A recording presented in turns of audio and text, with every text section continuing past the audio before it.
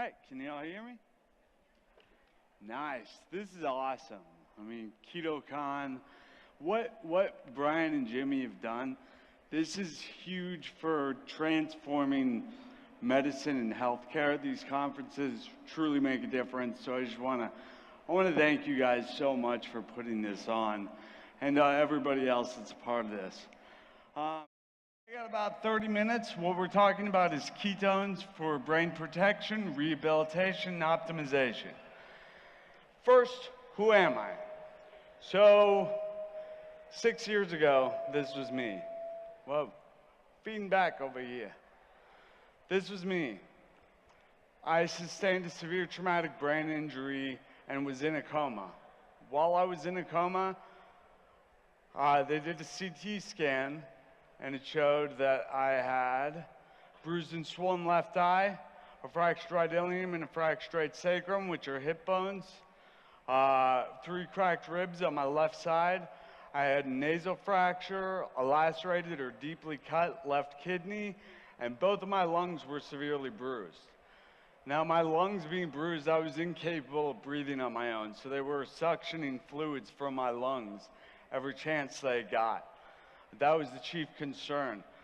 They did a scan on my brain, and it showed that I had a bruised left frontal cortex, bruised left temporal lobe, and a subdural hematoma, which is blood gathering on the outer layers of the brain.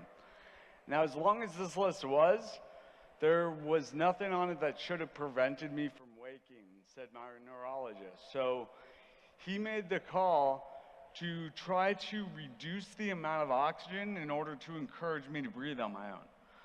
My involuntary reaction to this reduction in oxygen was to bite down as hard as I could on the soft plastic tube that supplied my lungs with oxygen. So my blood ox desaturated to 60% of normal. Before that, the medical reports say I'm moving all 4 extremities.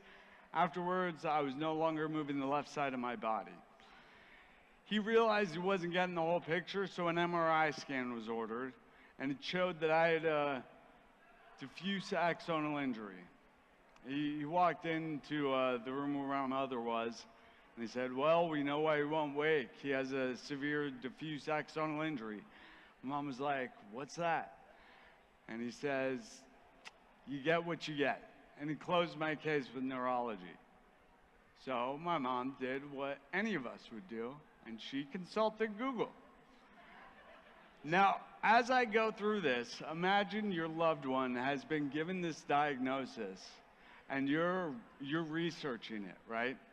So first, let's look at Wikipedia. It says the outcome is frequently coma with over 90% with severe DAI never regaining consciousness. Those who do wake up often remain significantly impaired. BrainandSpinalCord.org. About 90% of survivors with severe diffuse axonal injury remain unconscious. The 10% that regain consciousness are often severely impaired. And then Medscape. DAI, or diffuse axonal injury, results in instantaneous loss of consciousness. And most patients, over 90%, remain in a persistent vegetative state. This is what my family was told. And I'm in a coma there. The odds were astronomically against me even waking up, and if I did, well, chances were I would be a vegetable. But after several days in a coma, I beat the odds. Oh, I forgot. Severe diffuse axonal injury, we had that.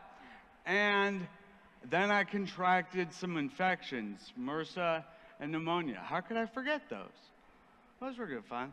So, I beat the odds, right? I woke up, and these are very flattering pictures right here. I didn't eat, walk, or talk for months. My left hand was completely flexed inward. I needed oxygen. I needed oxygen supplied to me. So I'm doing therapy right here, and I have an oxygen tank with me.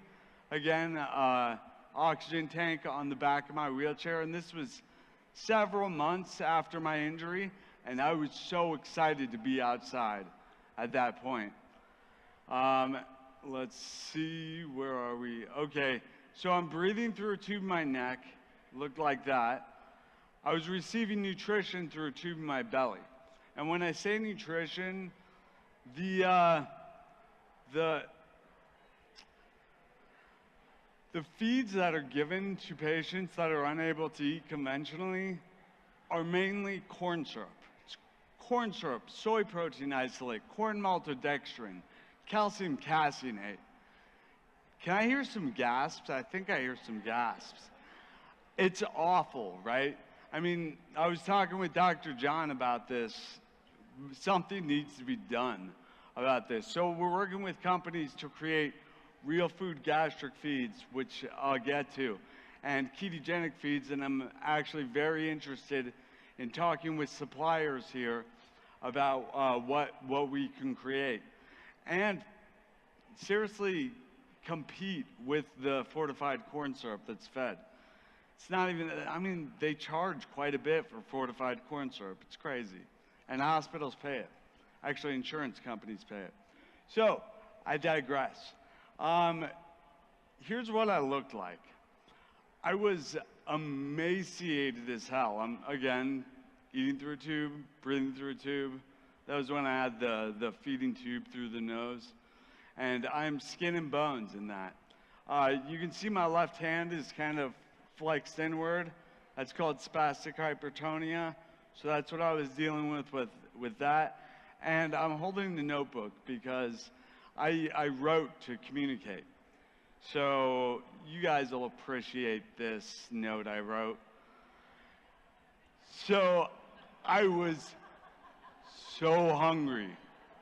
I mean, if you're eating sugar for breakfast, lunch, and dinner, you're hungry. Clearly, I was not fat adapted, right? So after several months in the physical hospital, I was discharged, sort of. I mean, I was still technically in hospital, under hospital care, but I was receiving home nurse service and home therapies. But at this point, we could puree our own food and feed that through the gastric tube. And I began to regain my weight and go back to my pre-injury weight. Here we go. And that's a tough picture. Some people think I posed for that. Well, I mean, I did at the time, but some people think it was real or it's fake. And like, I dressed up and did that. No, I'm a photographer friend of mine visited me, took one look, and was like, I need to bring my photography equipment over. And so the next thing I know, I'm posing. I can't eat, walk, or talk, but I'm a model here, right? So interestingly, when I started eating real food again, that's when I took my first steps. So here's those.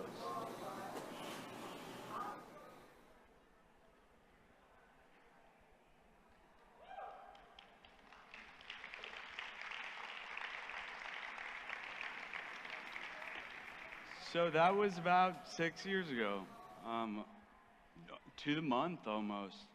And here was last week.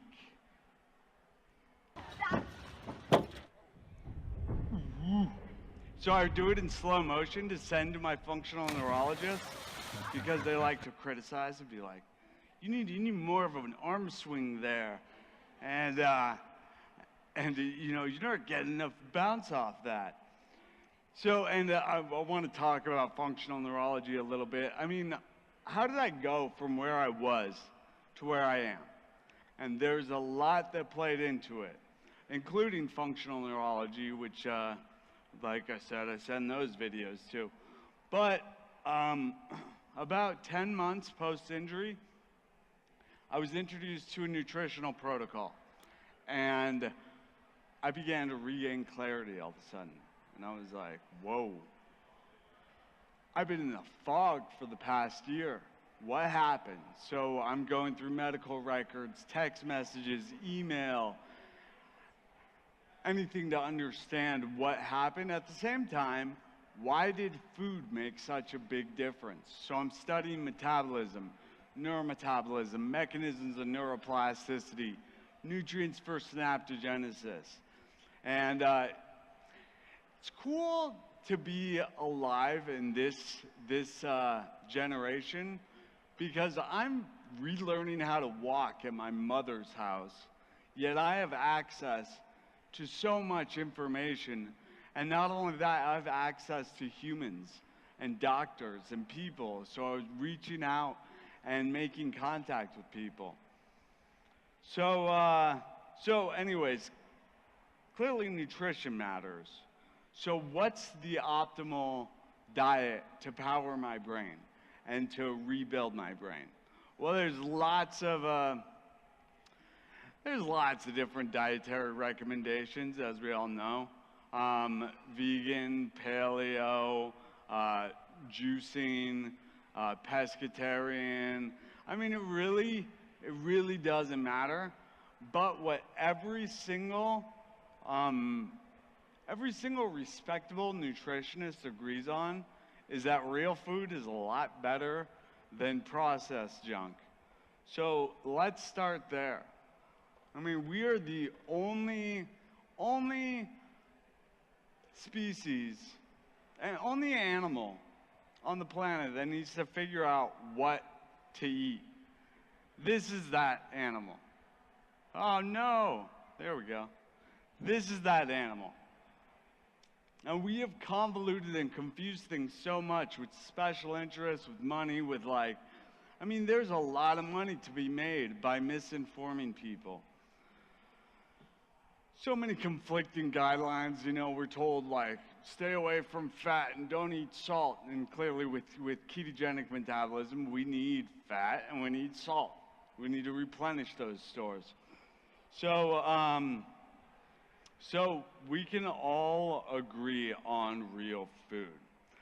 So I started taking a ancestral approach, more of an evolutionary approach to nutrition.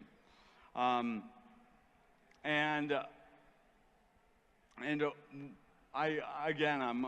researching, and I reached out to Dr. Alex Vasquez, who is a functional medicine god.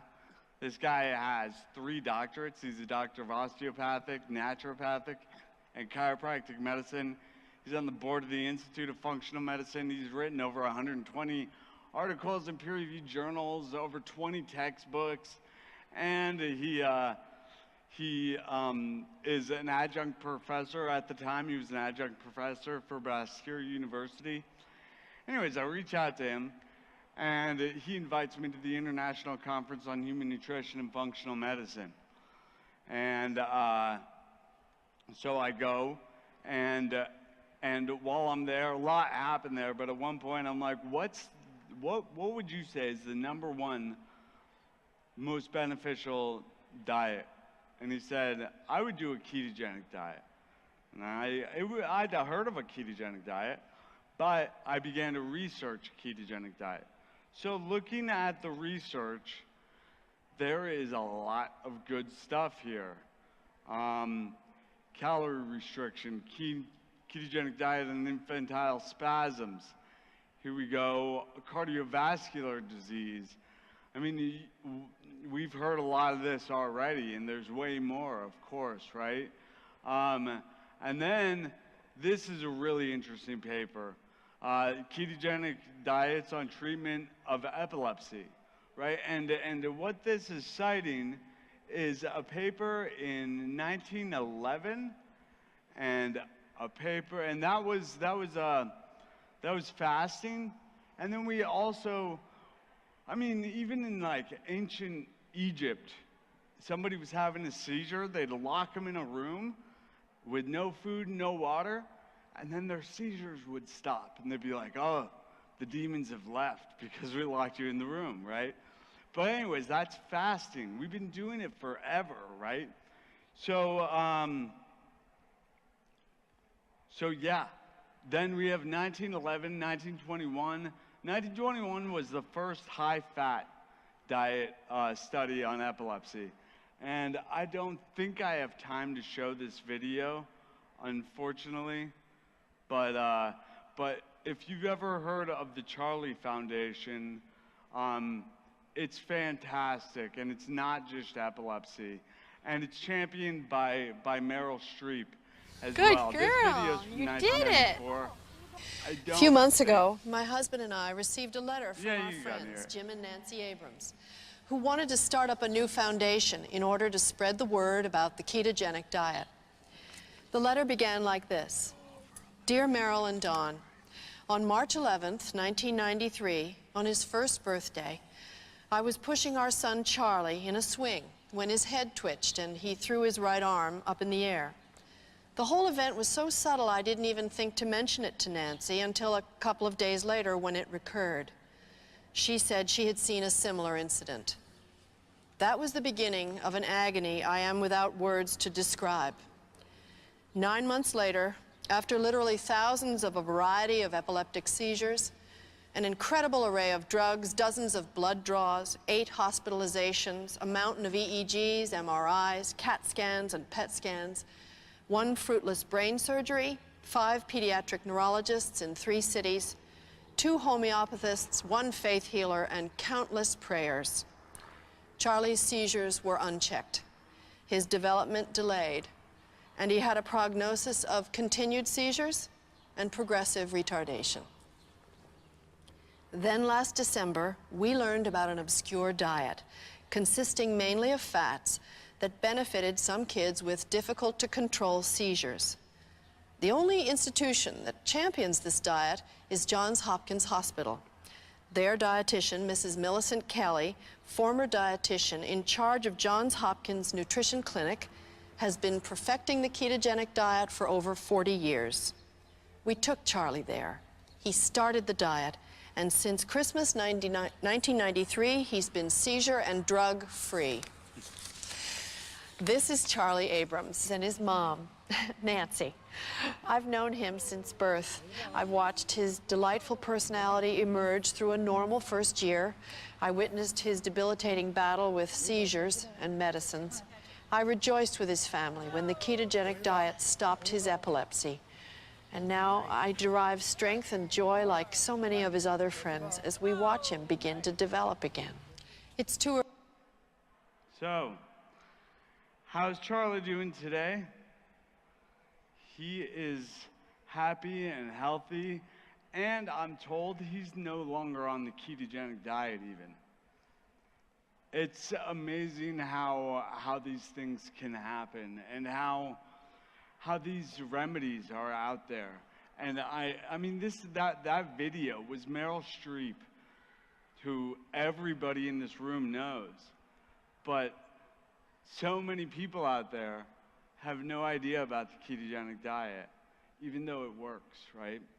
So check out the Charlie Foundation, because now what they do is not only epilepsy, it is ketogenic diets for cancer, for all sorts of different conditions.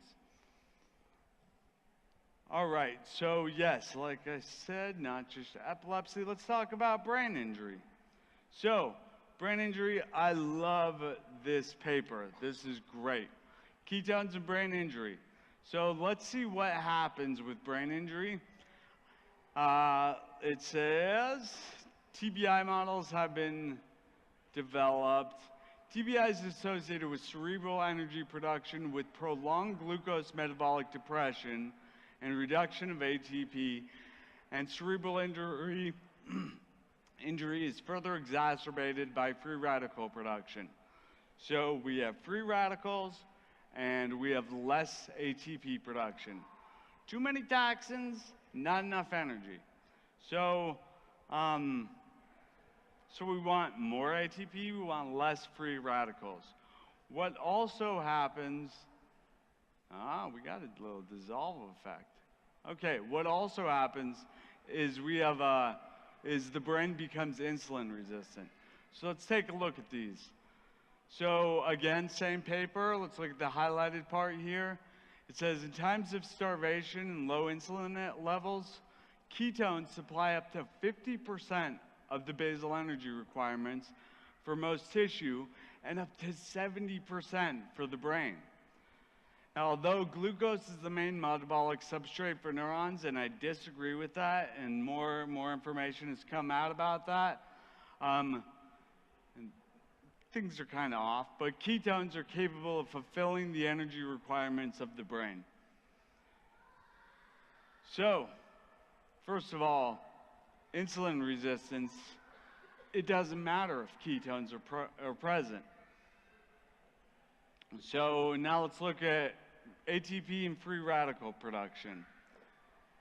So this paper, the title of it, ketones inhibit mitochondrial production, inhibit mitochondrial production of reactive oxygen species, which is another way of saying free radicals, basically toxins, following glutamate excitotoxicity, and then the rest we don't need to worry about. Glutamate excitotoxicity is a hallmark of brain injury. So let's highlight those. And then let's look down here in the abstract in the conclusion. In conclusion, we demonstrate that ketones reduce glutamate-induced free radical formation by these mechanisms. So that's awesome.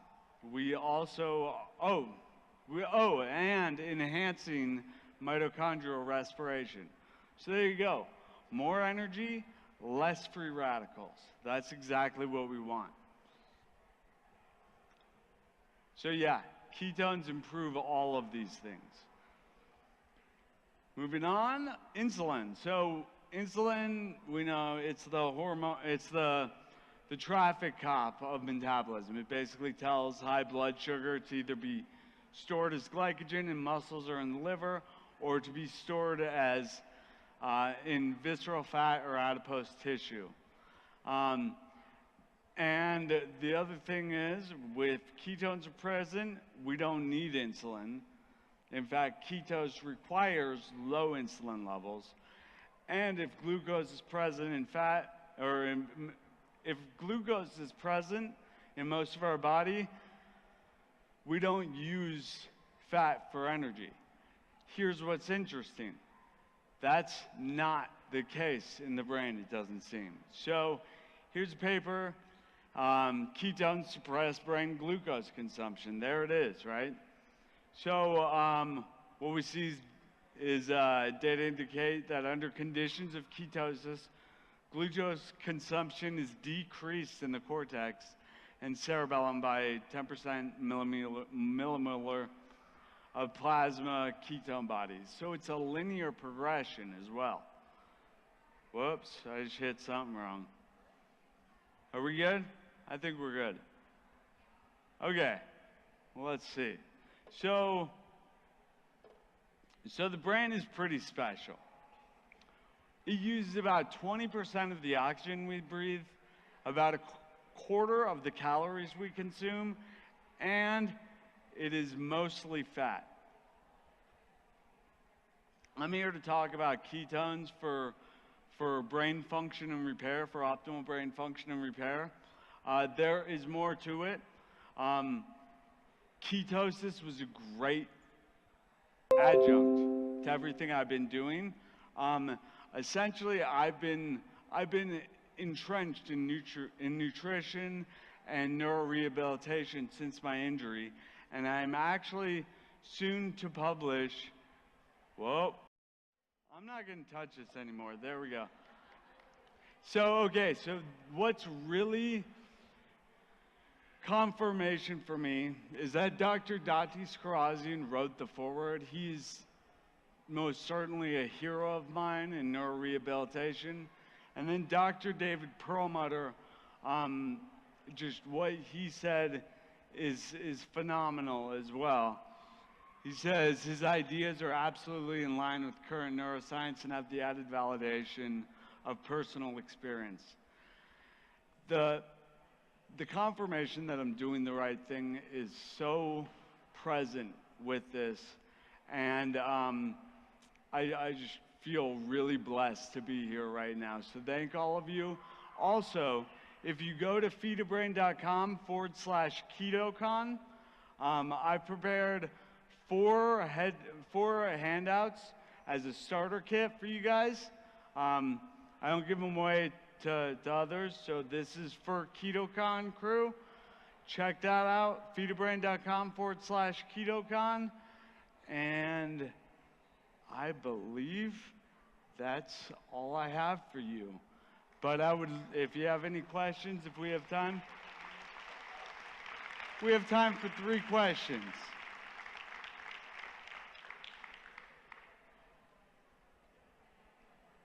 It's me.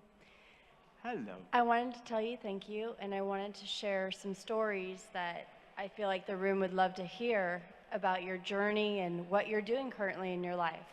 So my name is Carrie Ann, and I work for Revive Treatment Centers. The doctors who he sends the flips to, those are my doctors that I work for. And Kevin and I have been instrumental in people's lives who are so desperately waiting for answers with their loved ones in coma. He has been changing the feeding tube on so many patients. It's incredible, everything that's happening with changing the feed. So when we see this with somebody who has a brain injury, it just gives us all the better, like if we're here walking and all of us walked in here, we should be so inspired to change our feed for ourselves, because what we're seeing with people who actually have brain injuries and their successful journey out of where they are so desperate has been incredible. So thank you so much for all of your hard work. Thank you so much, Carrie. And I really appreciate that. You know, the book, throughout my recovery, I realized that I need to feed my brain, give it the right ingredients for my recovery. But for my recovery, it meant give my brain what it needs to function optimally. Because the brain, the body, repairs itself when it's given the right ingredients to do so. And when it's given the right ingredients to do so, to function, it's able to do so. That makes sense.